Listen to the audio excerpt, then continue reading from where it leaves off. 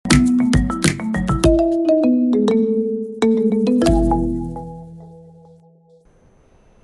bertemu kembali. Jadi saya sampaikan sekali lagi tentang berita e-Bazaar. Selangor hari ini mengumumkan dua platform e-dagang khas sempena Ramadan, iaitu Grab Selangor dan platform Selangor, singkatannya Plats. Ya. Dua platform ini bertujuan memudahkan pembeli dan penjual untuk mendapatkan juadah Ramadan di hujung jari. Jadi untuk menjelaskan dengan lebih lanjut berhubung inisiatif ini, kita bersama di talian adalah Menteri Besar Selangor sendiri, Datuk Seri Amiruddin Syahri. Assalamualaikum, Datuk Seri. Waalaikumsalam warahmatullahi. Alhamdulillah, dapat akhirnya.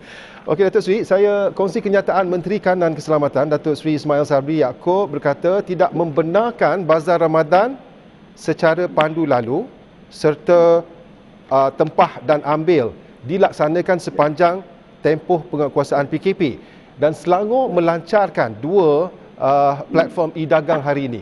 Ada nampak sedikit percanggahan? Komen YB?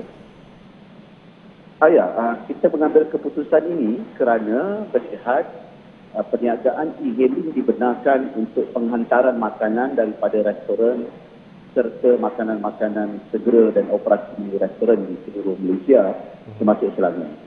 Justru pelaksanaan e-Bazaar ini akan menggunakan konsep itu, cumanya kita menggabungkan peniaga-peniaga itu di satu tempat dengan kawalan agar tidak menjadi tempat tumpuan perebakan COVID-19.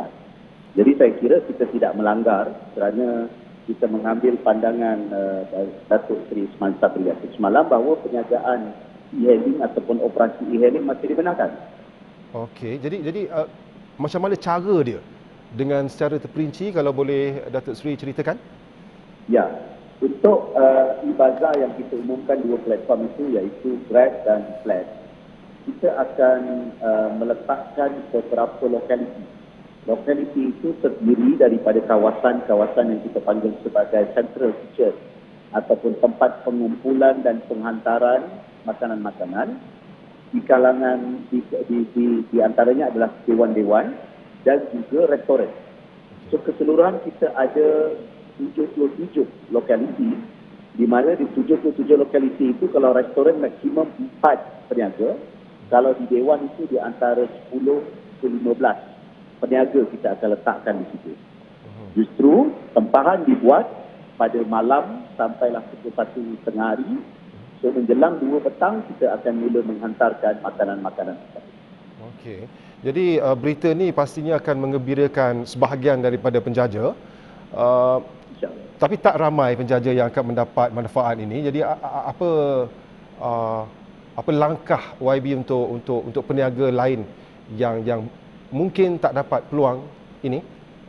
Ya, pertamanya saya terpaksa sebab kita dalam PKP, jadi kawalan kita agak terhad. Kalau boleh kita nak raikan semua, tapi itu ruangan yang dapat kita sediakan. Sekitar 200 lebih ke 300 peniaga.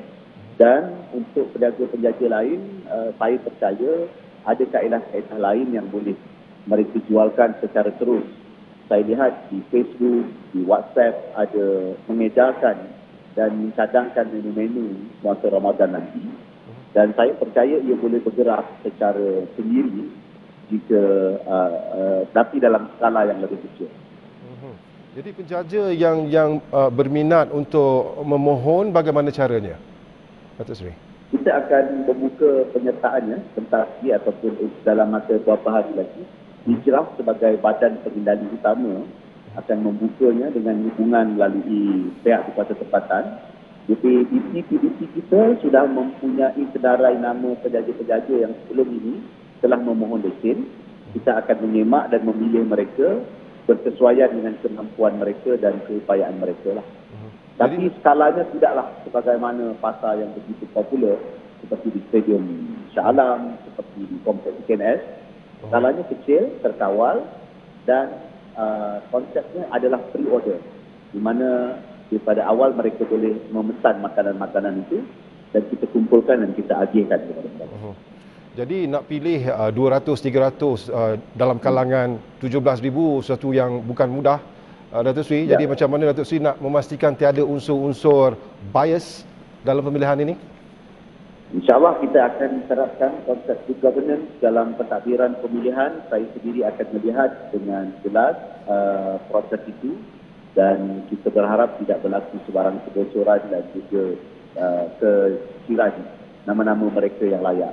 Namun, sebagaimana yang sudah maklum, kita tak boleh nak akomodir semua, tapi paling tidak kita dapat memberi peluang kepada sebahagian yang ingin berniaga dan mencari rezeki dan meneruskan pencarian rezeki di dalam PKP dan Ramadan. Baik. Terima kasih banyak, Datuk Seri, atas Sama-sama, Wan. penjelasan. Ya. Itu tadi Menteri Besar Selangor, Datuk Seri Amiruddin Syahri, tentang platform e-dagang khas sempena Ramadan.